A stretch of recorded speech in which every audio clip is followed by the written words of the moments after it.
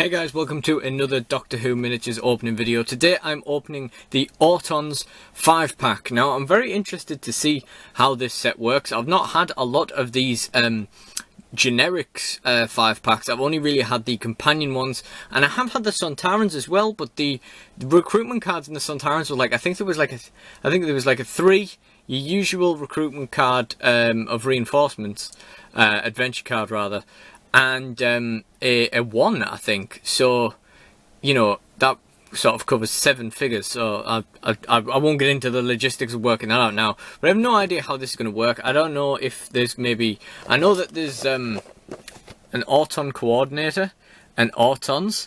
So I don't know whether maybe there's just 2 cards that give you 2. And maybe that. Or maybe there's a card of 3 and a card of... and 2 cards of 1. Or maybe you just need more than 1, but, you know, there's only one way to find out, so we're going to crack these open and see. Now, I was a bit turned off by these originally, because I thought that they seemed a little bit boring when I looked at them. But then when I looked again and realised, like, this guy has +4 melee dice, +4 shooting dice, I thought, actually, maybe these guys have something after all. And I don't know whether you can see it, but there's like a little bit of grass or something in the packaging there. Interesting. Anyway, I've been, you know, thinking about getting these for a while, but I wasn't sure about pulling the trigger just because I wasn't completely sure about whether they were just going to be a bit boring, maybe a bit generic. And I've had these in my watch box for like maybe like a year for about £20, I think. And then in the Black Friday sale, these were £16.50. So I thought, yeah, I'm never going to get cheaper than that. Let's just go for it and see how it goes. So this plastic's already ripped at the back, presumably how that grass got in. So I'm just going to sort of like reverse Hulk Hogan this and just go from the back and whoa, get that out. Okay. I will also say, just before we get into this, that although these do have +4/+4 dice, and they do look pretty promising going in, I am going to try and be a little bit more critical of the figures, especially comparing them to other units, because in the past I have kind of ranted and raved about how good something looks out of the box, and then played it and realised it's actually not that good compared to other things. Like, for example, with the Judoon set, I, you know, spent a lot of time saying that they were really good at ranged attacks, but they were going to be like way better at melee attacks. Turns out if you play against Sontarans, the Sontarans can hold their own and against Judoon as melee, and then they just massively outshoot them. So to be honest, the Judoon could be a bit better. So, you know, I'm going to try and be a little bit more critical of these. But we are 3 minutes in, so let's get on with it. Okay, so Autons. Let's do this. We've got a little bit on the outer label about the different appearances of the Autons. Spearhead from Space, Terror of the Autons, got some of the different looks. That's horrifying. It's absolutely horrifying. That kind of looks like Michael Cera. Other side, we've got Rose 2005, my first episode. It's lovely to see them back in Pandorica Opens, but it'd be nice to see them turn up again in a proper story, I reckon. The Nesting Consciousness is the only idea I've had so far for like custom terrain, like make a Nesting Consciousness like square you can just chuck on the floor. Thought that'd be cool, but that's the only idea I've had for this in terms of like terrain, for like the whole game. But anyway, let's take a look. Let's get that off. We've got our 5-figure box here. Let's just see what we've got here. So first of all, this was packed for us by Ronnie S. Thank you, Ronnie S. As always. And what I'll do is I'll go into the sculpt first, and then we'll look at the cards second. And I've just went down and got the guide to the time Vortex for when we're going through the cards, which one day I will remember before I sit down to do one of these openings. But yeah, here we go. Okay, so first of all, I think it's 5 unique sculpts for the Autons, so that's pretty cool. Okay. So I think this is the coordinator. We got another guy. It's kind of hard to really say much about these sculpts because they're kind of just generic, really, aren't they? But yeah, we got that. We got this one.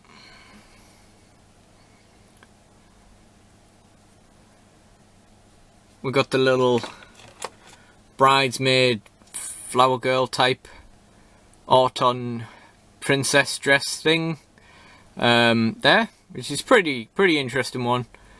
Bit more elaborate in terms of sculpting. And finally we have the little girl one as well. If they did like a Mickey, that would have been really cool. So yeah, I thought we'd just take a quick look at the back again. That will have been the coordinator. Then this is the guy I thought was Mickey. This is the other one. It actually is a wedding dress, but I didn't want to say that in the first place because for some reason I was thinking it was like a little girl. And there is the little girl, just there. Okay, so yeah, just unique sculpts for them really. You know, all completely different to each other. A little bit more effort put into this, and I tell you what, I can't wait to paint these because they don't need eyes. I cannot wait. These will be finished as soon as I try to paint them, unlike everything else where I just stop once I need to do the eyes. Incredibly cool that you can just do that. In fact, these two don't even really need like the faces colouring, and you could just probably get away with like a base coat or something there, and then just colour up the details. Alright, anyway. Okay. So, oh, a blizzard has just started outside. Apologies for the lighting dipping a little bit. First of all, we've got Auton Coordinator. He is a robot. He comes in with only one fate token, which isn't the best for a Force Commander, but I digress. He has 6 movement, which is pretty good for how slow these guys actually are. 4 resilience, which is pretty good, and +4/+4, which is really pretty good. Even if we have nothing other than an improvised device for this, we still got 5 melee dice, which is pretty good. And you know, we're gonna assume we have like maybe a 4 dice attack with energy there, so he's kind of batting with a Dalek. I could be wrong, you know, it could be 2, could be anything really. But the point is, you know, it's not a bad sort of base stat to start off. We can always give him a laser pistol, I suppose, you know, and put those dice up a bit. He's also got unique wounds 2, immune to pain, fear nothing, vulnerable to heat, clumsy, and Force Commander Autons. And notice he doesn't have brain dead, which is something I thought people like Autons were specifically supposed to have. But he does have a bunch of other stuff. So we're not going to talk about unique, and we're not going to talk about wounds. We have talked about immune to pain before, but we're going to talk about it again anyway. Okay, so immune to pain is just, this character ignores any results of shocked on the damage table. So that's pretty good really, isn't it? Because it makes it so that you can't be melee attacked. You can't be shocked and then free melee attack to death. It means you have to take exterminate results to die. It means you don't get shocked and then have all of your shooting attacks double rolled against you. It's really, really pretty good as an ability, that. It's more useful as well once you're in a match than you'd think so. I probably undersold how good that the Assassin Master was, for lack of a better term. But the combination of immune to pain and wounds 3 makes him like ridiculously hard to kill off. Just realised I haven't actually even taken the cards out of the packet. I've just dived straight in here. Alright. Okay, so carrying on, where were we? We've done immune to pain. Now let's do fear nothing. Assuming now that it's the same thing as fear not, which is here. Fear not, this character ignores the effect of the first under fire marker affecting it. Now, I'm not being funny, but I not only hate under fire markers, but let's face it, it's only really the first one that's the problem. It's too debilitating being shot at first and then not being able to do anything about it, like during your shooting phase. So, you know, that's pretty good, and that's something I'm pretty happy with. Vulnerable to the heat, on the other hand, is definitely on the card. Clumsy is also on the card, and Force Commander Autons, I don't think we really need to go through. You know, you can only use Autons on your team, unless they are agents, of course, which nullifies the whole thing. Okay, so let's take a look at the weapons we've got here. Okay, so we have got a handgun, so that's 3. Short range only, which is a bit of a shame, but it's okay really. An integral, that's fine. Good point, that is integral, so I don't think we can have a weapon attached, but I could be wrong. We've also got metamorphic hand weapon, so that's 3. So we're attacking with 7 melee dice and 7 shooting dice, so that is pretty good. And it looks like they've updated Fear Not, or now Fear Nothing. Auton Coordinator ignores the effect of all under fire markers. Now, I'm not being funny, but if all the Autons have that, then they're probably going to become my favourite army, just because you don't have to worry about under fire markers anymore, which are my least favourite part of the game. Honestly, literally there's a couple of mechanics within the game that I really don't like. Under fire markers are number 1. And if I ever finally get around to doing a review of the game, the rest of them will be mentioned there.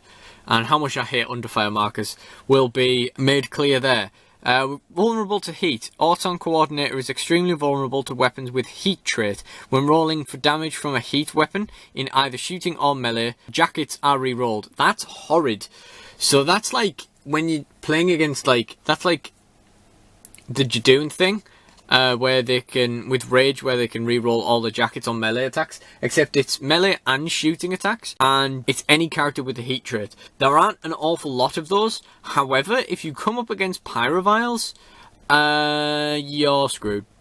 You know, if you, the big Pyrovile Golem, imagine taking down I think it's got 8 dice on both weapons, so you're out-diced, you're out-wounded, because that has 3, and it can reroll all its jackets against you on both attacks. Plus, if we're playing Pyroviles, we've probably got Sibylline Sister and probably Sibylline Priestess, so they're probably going to outfit token us as well, since we only have 1. So these guys are going to really struggle against Pyroviles. I don't know how much that's going to come up. Probably depends who you're playing with, how much you're playing, and stuff like that. But that could become really sticky, not just talking about the melting plastic. Clumsy, Auton Coordinator may not move in the shooting subphase. Okay, so that slows them down again. So we've got the 6 movement, but we only move once a turn. That's a bit of a shame, but it is what it is. So a bit of a mixed bag there, because as I assumed, a lot of the powers on it are downsides. Although, as I say, I did think these were supposed to come with Brain Dead, so maybe only the others do. And that is like an exterminate automatically if there's a melee attack against, if there's a surge rolled against it during an attack. If you don't cancel it, basically. Which is horrible, you know, they don't even have to roll onto the damage dice. Like, it's attacking combat dice, it's not even on the damage table. So if you get a surge rolled against you, you die. Which is horrible. But this guy at least doesn't have it. Maybe the others will. But we'll see. Bit of a mixed bag, as I say. We've got some good dice there. We've got some good defense in the immune to pain. Fear Nothing's pretty useful, but there are some downsides to that there as well. Next up we have Autons. Now that's a cool looking guy who doesn't come in the set. So this is a 2 recruitment card. So we're getting our answers now. 6-4. 4 is pretty good on a generic. +3/+3. We're going to assume the weapons are at least similar to this. So I'm going to guess we're on a 6-6. Although maybe not. Maybe a 5-5. Could be anything. Probably just a 6-6 though, but we'll get there in the end. We've got Immune to Pain again. We've got Clumsy. We've got Fear Nothing. We've got Vulnerable to Heat. And these are agents. Okay, so that could be a pretty powerful agent. So agents can jump on any team. And these might be pretty good for that, because I mean, let's take a look at what the weapons are. Yeah, we got 3-3, so these are 6-6, and they can jump on any team and be immune to pain. That's pretty annoying. It also means we can chuck this on a team, on any team, and they have Fear Nothing. So we can chuck this on any team and guarantee that that team at least has someone, or 2 people in this instance, who can just completely ignore under fire markers. So that's pretty good, as it turns out. That's actually a really good card. There's a decent chance that that could be a go-to agent if I ever did feel like I just need to chuck something on a team. Yeah, I really quite like that card. Okay, so the other recruitment card is just another copy of the same thing with different artwork. So that's how we get our 5 pieces on the board. It is the 2-2, as predicted. I say as predicted, I sort of went through every possible combination of numbers, didn't I? But yeah, there we go. So there's our answer there. So we don't need to go through that card again. Very interesting. Would have been nice if one provided a fate token and one didn't. You know, a bit like the Cybermen and Daleks in the base game. But it is what it is. So now I'm kind of thinking that although you probably can play these as a army, maybe the most useful for just being a decent hired gun on any team. But yeah. Okay, so next up we have the adventure cards. We have Auton Duplicate. Discard this card at the beginning of the initiative phase of the first turn. You may designate one non-special character to be an Auton duplicate. That character is now under your control and uses only the special traits and statistics of an Auton. Okay, that's a little bit different. There's quite a bit of mind control in this game. That's the first one I've seen that doesn't cost a thing. So, at the start of the game, you can just pick one of your opponent's characters, one of your opponent's generics, take control of it, and it becomes one of these as reflected on an Auton card. that's interesting, because it means, first of all, you've just got kind of like a piece sat in their middle of their team that you can just blow chunks out of them with, you know? Hopefully, anyway. And it also will force your opponent to use that first shooting phase to shoot your guy out of the way, rather than rather than using it to move across the board. So that like kind of restricts your opponent as well. So actually that is just a really good card. Pretty interesting that it's completely free. Autons only. I quite like it. Next up we have Living Plastic. It's Mickey again. Just, I wish the bin would have been a nice inclusion. This is a big wall of text. Discard this card. When an opponent picks up a Vortex node, the opponent's character becomes immediately entangled with a plastic artifact that has come to life. Until a fate token is spent or fate card is played, the character may not move and may not engage other characters in melee, but it may be engaged by them. If any further Vortex nodes of the same colour as the first are picked up by the opposing character or special character, they also become entangled, and fate must be used to free them. Once fate is spent on a specific node, it is treated as a standard Vortex node for the rest of the game. That is interesting. It's a little bit complicated, but essentially what it means is when your opponent picks up a Vortex node token, as they will do throughout the game, you can discard this card, and whatever colour that Vortex node is, it basically gains the additional effect of when someone picks one up, they cannot move or engage in melee, but for some reason they can still shoot. I guess you can't have everything. Until they either spend a fate token to remove it, or discard a fate token from your hand. So first of all, we've just cost our opponent their second movement during their first shooting phase, and we are also now costing them fate tokens just for picking up Vortex nodes. Of course, if you had 3 of these, you could drop it on a blue, a black and a red Vortex node and just have them getting stuck anytime they try and pick them up. Especially if you're playing against some kind of scientist team where they get victory points depending on how many Vortex nodes they have at the end of the game. That could be very, very useful. It could also be very pointless, because as soon as you kind of play this the first time, your opponent's probably just going to stop playing, stop trying to pick up Vortex nodes when he realises you have them all in one copy of this. So yeah, that idea probably isn't going to go very far, but you could do it. So yeah, that's very interesting. We're really tripping people up. We're getting our own back on those Pyroviles as well, because we're going to stop them from really gaining too much advantage from the fate tokens. Although on the other side of that, you can definitely argue that at least they can regenerate fate tokens, so this is a little bit less of a problem for them. And then this last card is Auton Reinforcements, which is interesting. So it's essentially, I guess if you just wanted to play these as a 2-card team, so you could play these as a 2-card team and still just use that, or play a 3rd card. I guess in this particular instance it gives you the option to use like a Sibylline Sister yourself and have that fate token regeneration sort of available to you while still using all your Autons. There's only 2 other adventure cards, so it's not really a massive loss to stick the reinforcements in. In fact, you're going to need 2 more adventure cards even then to have your full complement of adventure cards. The Autons have nothing else going on. They have no cards in the base game. So yeah, this basically that gives you a free option to play some kind of agent from a different force, which is very interesting. Ultimately, I think, again, they are a bit of a mixed bag. For all the reasons I've said, they seem really good, and for all the reasons I've said, they seem like they could be a bit dodgy. I wouldn't worry too much about that vulnerable to heat trait, because it really just isn't all that common, although it definitely is something to watch out for. Clumsy could give you a couple of positioning problems with it, but again, I don't think it's really going to matter all that much. The main issue with that is the fact that we've got these short range weapons, so we can't double our range when we shoot, which is a very good boon when you remember that you have it. So we can't really get into position, and we can't shoot for a distance either, so that could be a bit of a problem.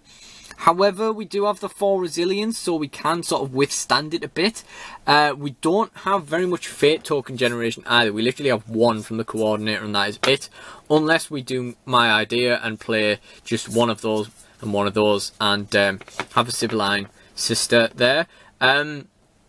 Although I think the idea here is to probably buy another pack. And if you did buy another pack, you could just lay the second coordinator to the side and play 2 lots of Autons. And then with the other pack, just play the other 4. And then you get a second reinforcement card. You could play 4 reinforcements as well. You could have like a pretty sizable crew there. Because like I say, Autons don't have that many unique adventure cards. So having 2 reinforcements, not necessarily a bad thing. So it's definitely worth considering getting more than one of these, I would say. Ultimately, I would say they're probably quite a good army. They're going to be able to go toe-to-toe with everything from Daleks and Sontarans, etc. in terms of ranged attacks. They don't have the energy trait, which makes them a little bit worse than most things, but they do have quite a bit of... quite a few dice. You know, they have 7 and 6 dice to shoot at range. They also have 7 and 6 dice to fight in melee, so they're going to out melee most things.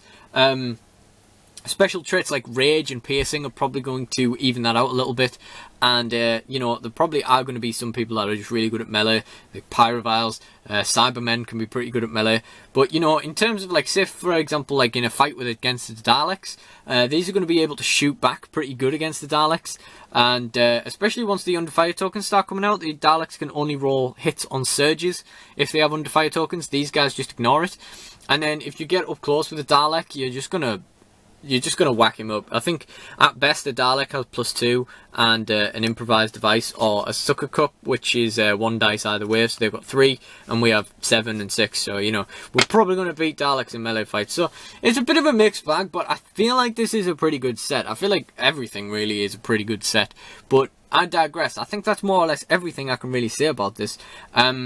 I'm looking forward to going painting these guys. That's another advantage of the set, is just a lot easier to paint, especially if you're just getting into this kind of thing. Ultimately, I think that's all I can really say. So, thank you for watching, and goodbye.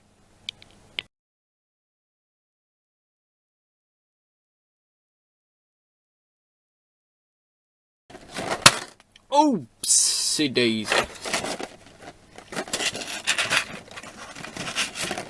Yeah, they don't stand up so good. Now, I'm not being funny. That just happened.